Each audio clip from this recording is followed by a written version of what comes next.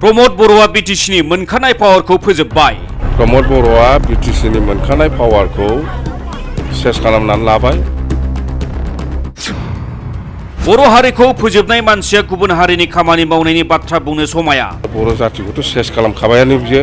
सोरबा मुस्लिम, सोरबा बेंगलि, सोरबा आदिबासि, सोरबा गरखानि खोथा बुंनो समाया बियो।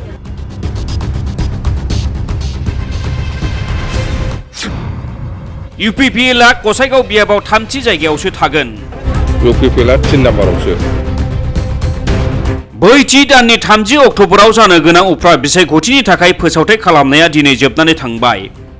आफां आसामनि मोनथाम बियाब तामुलपुर, भबानिपुर आरो गसाइगाव बियाबाव खुंथायाव थानाय BJP आरो UPPL हान्जानि गासिबो गोजौ दैदेनगिरिफ्रानो फोसावथाय खालामो। UPPLनि जानानै गिबि मन्त्रि डक्टर हिमन्त बिश्व शर्मा, बारग' गिबि मन्त्रि एबा आथिखालनि मिरु मन्त्रि सर्बानन्द सन'वाल बिथाङाबो गोख्रों फोसावथाय खालामो।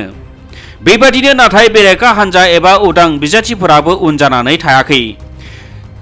दिनै जोबथा बिसायख'थियारि फोसावथायाव BPFनि बिजाथि ध्रुब कुमार नार्जारिनि जानानै BPFनि आफादगिरि एबा बारग' बिटिसिनि गाहाय मावफुं सोद्रोमा हाग्रामा महिलारिया फोसावथाय खालामो।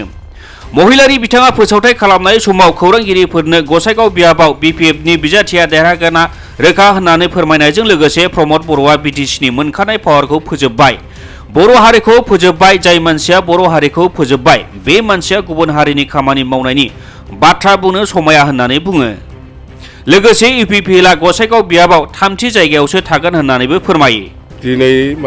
दिनैनो जोबथा इलेक्सन केम्पेइननि दिना समायाबो जोब्बाय 3थासिम आरो आङो जिखिनि नुबाय गसाइगाव समस्तियाव सानब्रै आङो कन्टिनिउ केम्पेइन खालामगासिनो दङ।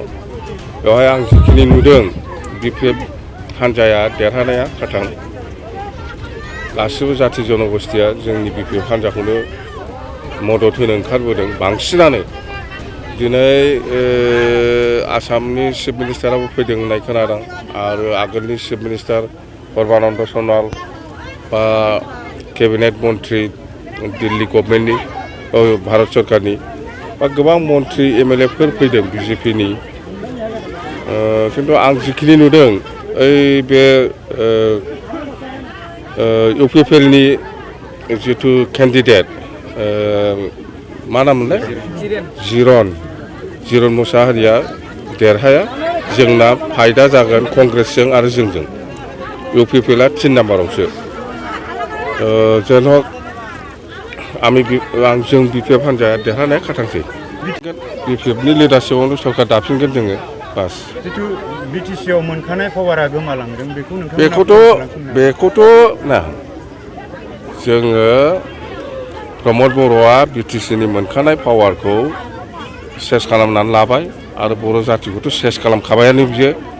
जातिखौनो सेस खालामबाय आरो बे मानसिया दिनै सोरबा आदिबासिनि खोथा, सोरबा मुस्लिमनि खोथा बा गासिबो जाथि जनगोष्ठिखौ समानै अधिकार होगोन, समानै माने दावगा होगोन, बेबायदि जाहाथा खोथा बुंलाबायदों। जाय मानसिया बर' जातिखौ फाननानै सेस खालामबाय बे मानसिया बोरै सोरबा मुस्लिम, सोरबा बेंगलि, सोरबा आदिबासि, सोरबा गरखानि खोथा बुंनो समाया बियो।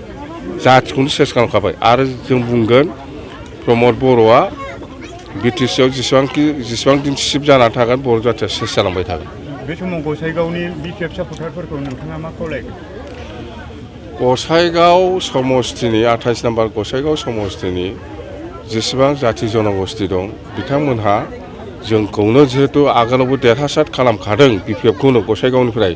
एबारबो जोंनि BPF हान्जानि गासै मावथि आरो लिडारफ्रा बयबो अनेक गोसो होनानै मावथाबगासिनो दङ आरो बेखौ नायनानै जोंहा मोनसे बिसासाव फैदों गासिबो जाथि जनगोष्ठिया जोंनि BPFखौनो देरहासार खालामगोन।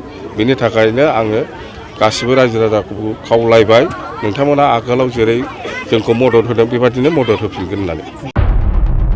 गसाइगावनिफ्राय सनाराम मुसाहारि, इनसाइड एनि बर'।